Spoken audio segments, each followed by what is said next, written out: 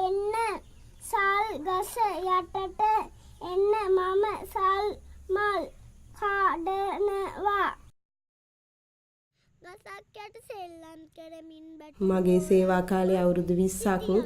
මම එක වසරට වැඩ කරන්න වෙලා දැන් අවුරුදු 15ක් වෙනවා. ඉතින් ඒ කාලය තුලදී එක එක වැඩසටහන් වලින් පුහුණු වීම ලැබුණා. ඒ වුණාට දැන් මේ වැඩසටහන එක්ක බලද්දී දැන් අර මේ අලුත් වෙලා කියලා හිතෙනවා. දැන් අලුත්ම විදිහක්නේ. මේ වැඩසටහනේදී ගොඩාක්ම කියවීම මුල් වෙලා තියෙනවා. ඒ වගේම දැන් අපි අවුරුදු 2කින් බලාපොරොත්තු වෙච්ච දේ දැන් අපිට අවුරුද්දක් ඉවර වෙන්න ඉස්සෙල්ලා ඒ ටාගට් එකට ඉලක්කයට ඇවිල්ලා තියෙනවා.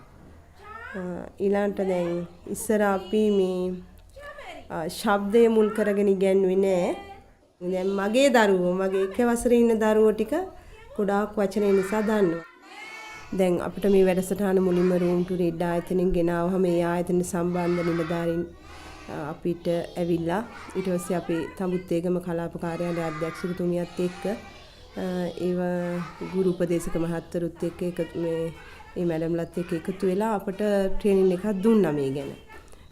ඒ දුන්නාම අපිට හොඳ පැහැදිලි කිරීමක් කරා. හැම පාසලකටම වගේ වෙන් කරලා උපදේශකවරියක් ලබා දුන්නා. කියන්නේ උදව්වට සහායකවරියක්. ගායන මිස් හැමදාම වගේ මේ ආවහම උදව් කරන පන්ති කාමරේ පාඩම් වැඩවලට ඊට අමතරව දැන් ගැටලුවක් තියෙන අවස්ථාවකදී මේ ගායන මිස්ට කතා කරලා ඒක විසඳ ගන්නවා.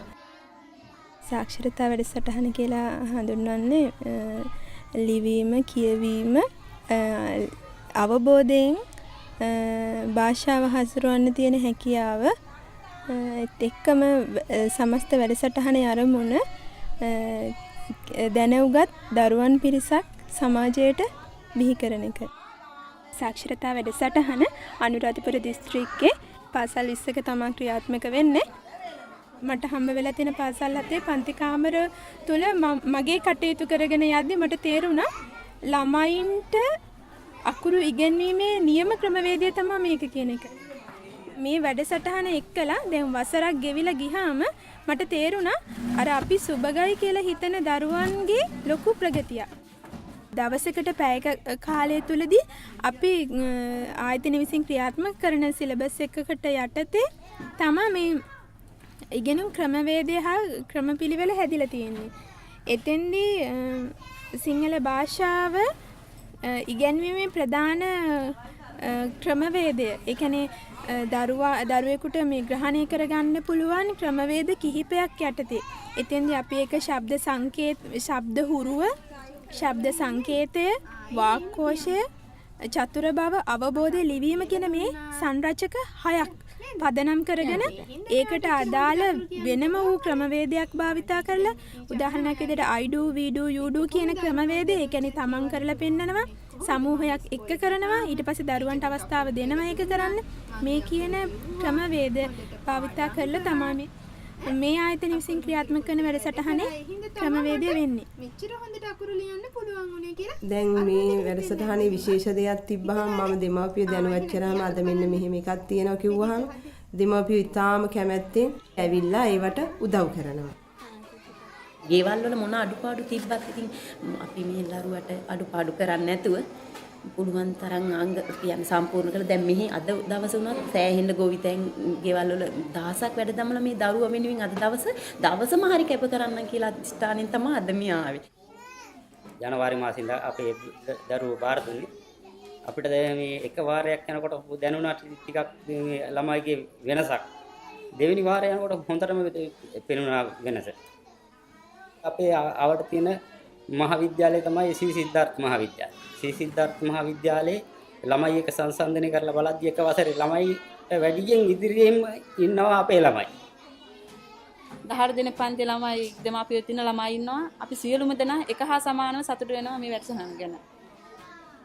අර අඩු මට්ටමේ ඉඳලා එකපාරටම එක අවුරුද්දක් පොඩි කාල සීමාවක් ඇතුළත ලොකු තැනකට අර බැරි කෙනා ආවා කියන උදාහරණයක් වශයෙන් ඇත්තටම මට කියන්න පුළුවන් අර අරුණෝද්ද කියන ඒ දුව එයා දිහා බලලා අපිට කියන්න පුළුවන් මේ වැඩසටහන කොච්චර ලොකු ප්‍රගතියක් තියෙනවද කියන එක. ඒ තරම් මේ කැපවීමක් ගුරුවරුණක් කරනවද කියන එක.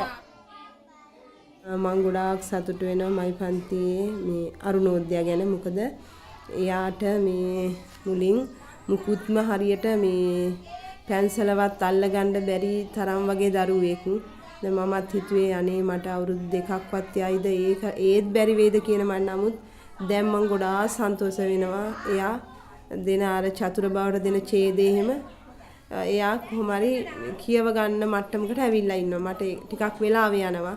වෙලාව ගියත් එයා ඒක අතාරින්නෙම නැහැ. මට අද කියවන්න මම තව කියෙව්වේ නැහැ කියලා ඇවිල්ලා ඒක කියවලා යන්නේ. ඒ තරම් එයාගෙත් උනන්දුවක් තියෙනවා. මම ඒ ගැන ගොඩාක්ම සන්තෝෂ වෙනවා. උදේට නැගිටිනවා මම පාන්දර 4ට උයනවා. දැන් 3 දරාටම බත් ඕනේ නෑ. ඉලුප්පල් මිස්කෝල්නේ යනවා. මෙයා ගල්මඩු ඉන්නවා. ඊට පස්සේ දැන් එයා පාන්දර නැගිටිනකොට කියනවා මට පාඩම් කරන්න ඕනේ. මම නැගිටින්න ඕනේ කියලා නැගිටිනවා. එයා මූණකට හොදලා ඇවිල්ලා තේක බීලා ඉවරලා අම්මා මම පොත් කියවනවා කියලා එයාට ඒ උනන්දුව තියෙනවා. අර ලැජ්ජා බය ඉස්සර තිබ්බට දැන් හොඳ ඉදිරියට මේ කතා කිරීම ශක්තියක් තියෙනවා. ඉස්සර කතා කරන්නේ නැහැ. අඩුයි. එයා කියනවා දැනට මම හොඳ 37ත් පාස් කරන මේ එකක් තියෙනවා. එයා කියනවා මම අම්මා 37ත් පාස් කරනවා කිව්වා. ඉතින් මට ඒ කොච්චර සන්තෝෂයක්ද ළමයා කටහඬින් ඔය එක වසරේ ළමයි කියපු ඉඳලා මට හරිම සන්තෝෂයි. මම එක පොත් කියවනවා. මට හොඳටම පාඩම් තියෙනවා. හොඳ 37ත් පාස් වෙන්න පුළුවන්. මං හොඳ ටීචර් කෙනෙක් වෙනවා.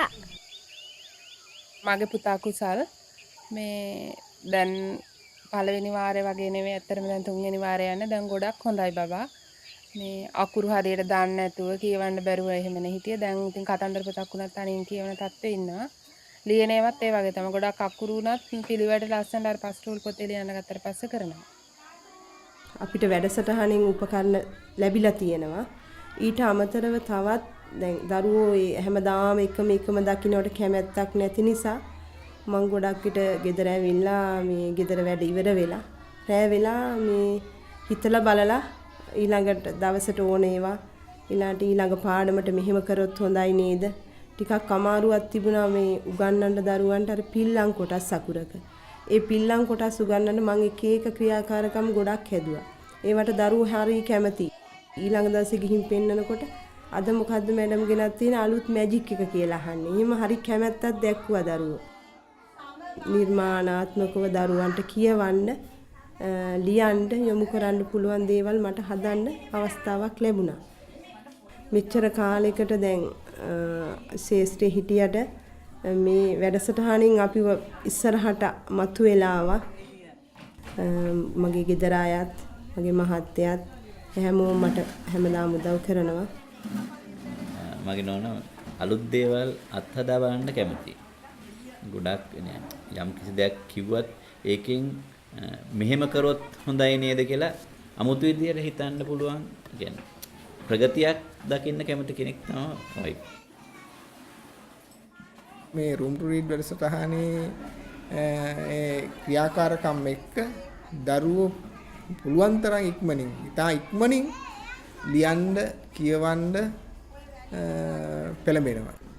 ලියන්න කියන්න හුරු වීම තුළින් ඔවුන්ගේ ඉගෙනීමේ කටයුතු ලොකු වාසියක් සිද්ධ වෙනවා. අමතර බාහිර පොත්පත් එක්ක ඒ වගේම ගැටෙනකොට ඇත්තෙන්ම අද සමාජ දිහා බලනකොට දරුවන්ට ඉගෙන ගන්න තියෙන අවස්ථා බහුලයි. දෙමාපියෝ ගොඩාක් මේ වැඩසටහන ගැන උනන්දුයි. එයාලා හැමදාම අහනවා මොනවද මැඩම් අද තියෙන දේවල්, මොනවද අපි කරන්න ඕන දේවල්. ඒ වගේ මේ හරි උනන්දුවක් තියෙනවා. ඊළඟට අර කියවීමේ වේගය බලන එකට දෙමාපියෝ හරිම කැමතියි. අද අපේ මේ දුව කොච්චරක් කියවුවද? අද අපේ පුතා කොච්චරක් කියවුවද මැඩම්? වචන කීයද? ඒ වගේ යාළටත් ඕනේ මේ ටික කොච්චරක් දියුණු වෙලාද? දැන් වැඩි වෙලාද? ඒ වගේ දැනගැනීමේ ආසාවක් තියෙනවා. ඒ වගේ මෙයාලා නිතරම සොයා බලනවා.